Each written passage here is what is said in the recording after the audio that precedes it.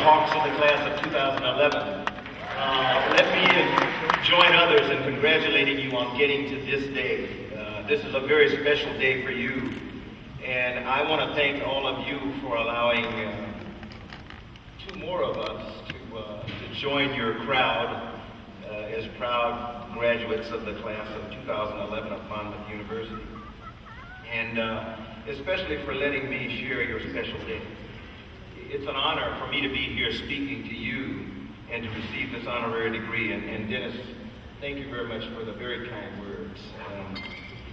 Many of you may be aware that your president, Dr. Paul Gaffney, and I began our friendship in the summer of 1964, when we both reported for duty as midshipmen at the United States Naval Academy. As I've told several members of the faculty and the Board of Trustees, I was a snotty-nosed kid from Columbia, South Carolina, and I had dreamed since 7th grade of becoming a midshipman, but I had no clue what that would mean in my life. Paul and my friendship began all those 47 years ago, and it remains strong to this day, and the ties of this friendship run deep. Such will be the ties you all have made in the past 4 years, in some cases 5, but who's counting? I'm sure your parents, if you were fortunate to have help from them, can give you an exact accounting if you will ask. As I said, I realized a many-year dream when I was accepted to the United States Naval Academy. When President Gaffney and I checked in, undecided wasn't a major, and unfortunately for me, I can't say that I was fully decided on anything when I entered. Two things were certainties for me.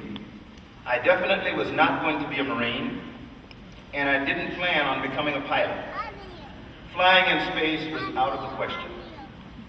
But those two things have ended up defining my career and my life. So first, I would tell you, don't stress out on today or tomorrow. It will happen, and you'll be ready to make choices, some of which will be thrust upon you, and some of which you can take with some measure of time. Today is about a lot of things. It's bittersweet goodbye to some of your friends and well-loved faculty, as well as to a way of life to which you've become accustomed here at Monmouth. For the undergraduates, in a sense, it's a farewell to that last part of your life where you are allowed to be children. I mean no disrespect when I say this, but I think many of you know you weren't fully grown up and mature when you got here. That's actually fine, and you're still young, so cherish this time. If you think a brash young man approaching an airplane cockpit for the first time, that would be me. When my mom hadn't allowed me to get a driver's license until my senior year, late in my senior year in high school, if you don't think that was scary approaching my first airplane, well, let's just say we all grew up on the job. For you in the class of 2011, today is also about the future and opportunities and promise and so many expectations. What a wonderful place to be. I hope you can carry some of what is in your hearts right now into the job search, into the workplace, into your role as citizens of the globe. In today's global economy, you are separated from colleagues and friends by very little. Past enemies are now friends. Communication is instant and personal. When I flew in space, I was privileged to witness our Earth from a totally different vantage point, where you see no boundaries between nations and people, except as established by Mother Nature.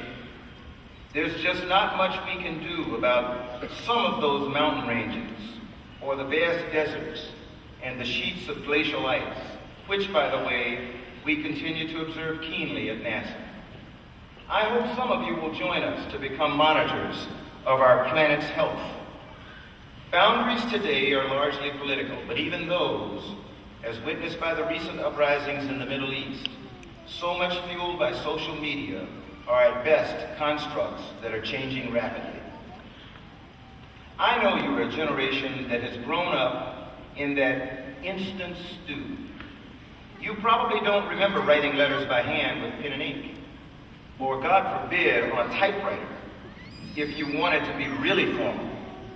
Paper books and newspapers smacking your front step every morning, even regular telephone calls that you might actually miss and not even know you had received. These are all things of the past. You're all used to instant messaging, wide dissemination of personal details and feelings and viewpoints. Nothing wrong with that. I've grown to love my iPads. I work at an agency where our business is the future. We've helped bring a lot of those things to you and have made widespread use of them ourselves. In fact, a lot of the things we developed to travel to the moon, or to image the inside of Mars, or to observe our planet, or establish communications between fleets of satellites, have led to the very interconnectivity and technology-laden society you all know today. But at the heart of all this, there has to be a person. A person making choices, informed choices. One hopes compassionate choices. I flew on the first shuttle mission with a Russian cosmonaut on a mission as a mission specialist crew member. I'd been trained in the military that this man was my enemy. But an amazing thing happened as we trained for our mission together. Our families grew to know each other. We went out for Tex-Mex in Houston. He was no more my enemy than any of you. The Cold War had officially been over for a few years, but those old ideas were hard to dispel. But I'm still friends with that man, Sergei Konstantinovich Krikalev. Nearly 20 years later, and he is now the most experienced human at living and working in space, having spent more than 2 years in space doing his 4 missions on the Russian space station Mir and the International Space Station. He's now the director of the Gagarin Cosmonaut Training Center in Star City, Russia, outside of Moscow, while I serve as the NASA administrator here in the United States. Your generation has the chance to make many more connections. Where I was privileged because of my work, you probably have Facebook friends in other countries. So my business for nearly a third of my career has been space. None of it was in my plan. I had to be talked into it by the late, great Dr. Ron McNair, who had been selected by NASA in the first group of space shuttle astronauts in 1978. When Ron and I first met after his first year in the astronaut office, he asked me if I intended to apply in the second round of space shuttle astronaut selection. When I responded to him that I would not because I didn't think I would be accepted, he looked at me and he told me that was the dumbest thing he had ever heard. I think that's literally what he said. As he said to me, how did I know I'd not be selected if I didn't apply? Accepting his challenge, I submitted my application. I was accepted in the second group of space shuttle astronauts, and the rest is history. Through all this, my wife Jackie, who is here with me today, has been by my side. She's stuck with me through 34-year Marine Corps career, and now our return to NASA in our 43 years of marriage. She'll tell you, and I'll agree, this has been challenging. Hard on both sides. Hard on our kids. Both are now grown. I enjoyed every trip into space, but for my family, it was quite stressful. Unfortunately, my role model and mentor, Ron McNair, perished as a member of the STS-51L Challenger crew just 10 days after I landed from my first space flight. And the worst fears of the space program were realized. The first casualties since the Apollo 1 crew.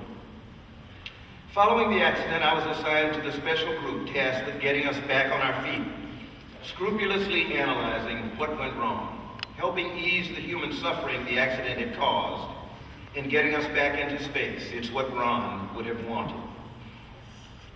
I hope all of you are blessed with mentors like that. People who really make a difference in your lives. Seek them out. Keep in touch with them and the ones you've made here at Monmouth. You are not ending your association with the intellectual and social life you've had here. You're taking it to a new level as you expand your horizons and take your education and training out into the world with you. The spirit of Monmouth will always be a part of your life. Maybe you'll use your education in practical ways, or maybe you won't. But you've learned how to make choices and analyze things, and yes, become citizens of that larger world. Maybe without really being aware of it. This is one of the things Monmouth has given you. In classrooms and internships and all the opportunities to grow and challenge yourselves and think about the future in all its glorious non-definition. We all start with a blank pad and move the images from our mind to the grid, which in NASA's case often becomes an intricate machine for leaving the bounds of gravity on its way to the edge of our solar system. Or maybe that engineer's dream is closer to home and he wants to find a way to study something on our home planet that we don't know about. Next month, we'll launch Aquarius, which will be NASA's first satellite to study ocean salinity, something very familiar to your President Paul Gavin. You might say, yeah, NASA, the oceans are salty, thanks. But this satellite from its orbit will be able to measure changes in salinity as small as about 2 parts per 10,000, equivalent to a pinch of salt in a gallon of water. This knowledge is essential for helping us to understand how salinity variations influence ocean circulation, trace the path of fresh water around our planet, and help drive Earth's climate. Okay, I just got a little more technical than I intended to be. But I'm the head of one of the largest science, engineering, technology organizations in the world, after all. And then, you all just gave me a Doctor of Laws degree. Seriously, though, my point is there is so much to do. So many amazing things yet to learn about the world, about our universe, and about ourselves. Riches you can create. Later this year, we'll send a rover the size of a small car to Mars, the Mars Science Laboratory, or MSL as we call it. Among other things, MSL will evaluate whether there might one time have been possibly life there, or whether it's still possible. We've named the rover Curiosity. Each one of its instruments is backed by a team of professionals, people who are passionate about their work with MSL. They're going to be monitoring and sifting tweets from Curiosity for years. Did they measure in Martian geology? Probably not. Similar to our astronauts, 6 of whom just launched on the Space Shuttle Endeavour to the International Space Station on Monday and successfully docked 6 sun-ish this morning, have many varied backgrounds that they have applied to get into space. But that won't be the only thing they do with their careers. That shuttle, the last mission for Endeavour, by the way, carries the Alpha Magnetic Spectrometer, or AMS. That's not a science fiction device, no matter how much it sounds like something Dr. Evil or a Bond character might have concocted. It's an instrument to search for antimatter, dark matter, and measure cosmic rays. Okay, that sounds like science fiction, but no, it's not at all. It's now science fact.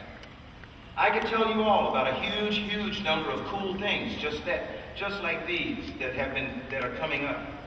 A mission to Jupiter, a satellite orbiting an asteroid for the first time this summer, a probe using gravity to study the interior of our moon.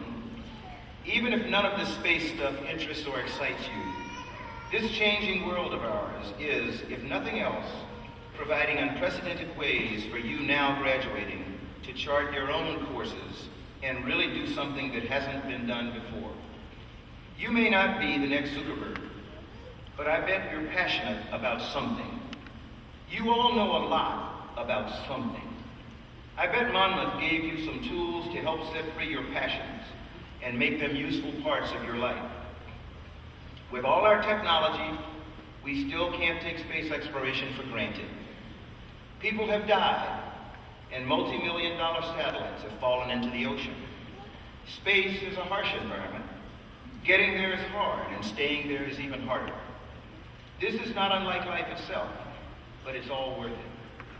Not just to put 7 human beings on an explosive rocket with 7 million pounds of thrust and send them to an outpost the size of a football field that's flying 250 miles above us. Not just so we can beam back the first images from orbit of Mercury by the Messenger spacecraft as we began to do in March. We take on these challenges to defy our self-defeating voices, to raise our aspirations to our highest potential, to reach for something we can't quite get to, but think we can. These have always been the precepts of the space program. They're also the precepts of a well-lived life. I was blessed with parents who were lifelong educators, and they had high expectations for me, not only for my education, but also for the values by which I would have to live my life. It wasn't easy having my father be my high school football coach, and my mother as my junior high school librarian. But at the same time, they gave me my moral compass and my core values. When I eventually, as we all must, went on my road as an adult, they were always with me. And although they're not on this earth today, they remain with me. I might have been a space shuttle commander and a Marine Corps general officer, but it still paid to sit up straight, listen to other viewpoints, and not shirk decisions. My wife and I have always given this advice to our children, and get from our parents. Dream big dreams. Do what you want to do. Don't listen to anyone tell you you can't do something or you don't belong. So today, you're in the business of the future. And what an exciting future it is. Take charge of it. There's always going to be end of the world type news. It's not true. We will survive. Our planet Earth, while a fragile glowing marble in an unbelievably vast sea of space, is strong, enduring, and resilient, but it needs our help. Earth is ours, and we belong to it. Yes, our world is changing, it always does. But in many ways, it's much the same as it was when Paul, Gaffney, and I walked across the stage to receive our bachelor's degrees and our commissions. My parents sat in the audience quite proud. My aunts and uncles had tear-stained faces. Even then, I knew the world, as chaotic as it was, would offer me challenges that would help me grow and mature. For me, it's been a tremendous ride since then. Each of you has a world of opportunity today. The world, the universe is yours. With diligence, it's literally in the palm of your hands. Today, with Hubble and other great telescopes, we can look back to nearly the beginning of time. But tomorrow lies deep inside each of you, your imagination, your curiosity, and your passion. Let me close with a very simple story. It's a story of a young man by the name of Nkosi Johnson. Some of you, if you're like me and you're National Public Radio fans, have heard this story. It's told quite often by an NPR reporter by the name of Jim Wooten. Nkosi Johnson was a young African child born in a place called KwaZulu-Natal, South Africa. And at the time of his birth, he was destined for death. He was born with AIDS because his father had infected his mother. His mother died within weeks of his birth, but had given him to a young white woman by the name of Gail Johnson and said, "Take my child and help him grow." And Nkosi lived to be, perhaps I think at the time, the longest living AIDS victim in all of South Africa. He lived to the age of 12. And Jim Wooten read about Nkosi, and he traveled to his village in South Africa, and he met him, and he said, "You know, I don't understand you. I've heard all these stories about you. You're dying of AIDS, you have sores racking your body, and yet you don't ever complain. You don't ever ask for anything. You don't ever cry or anything. You're always encouraging other people. Everybody tells me from the time you could talk, you were telling people in your village that they needed to make a difference. We need to help this person. We need to help that person. What gives?" And he said, Nkosi kind of looked up at him and smiled, this beautiful white teeth in this black face, and he said, you know, I may be black, I may have AIDS, I may be poor, but we're all the same. And Jim Wooten came back to the United States and wrote a very brief biography of Nkosi Johnson called We're All the Same. And he said about a year later, he got word that Nkosi was dying. And he rushed back to South Africa, and he got there in time, and he sat at Nkosi's bedside, and he said he looked at him, his body racked with sores, but that beautiful smile, the beautiful white teeth smiling up on a face that just was skin and bone. He weighed about 20 pounds, 12 years old, and Nkosi was smiling at him, and he said, Nkosi, I don't get it. He said, you're dying, Nkosi said. Yep. He said, and you're still barking orders at people and telling them they need to go this, they need to do that, they need to make life better over here and all that. I don't get it. He said, you're going to die, and you could die today. And he said, Nkosi said, yep. He said, well, why do you do what you do? He said, Nkosi looked up at him, and with this big smile on his face, he said, you do all you can with what you have in the time that you have in the place that you are. Do all you can with what you have in the time that you have in the place that you are. So, fellow members of the class of 2011, you have an incredible opportunity to make a difference in our world. I have no idea how long God is going to allow you to stay here, but that doesn't make a difference. Do all you can with what you have in the time that you have in the place that you are. God bless all of you. God bless you.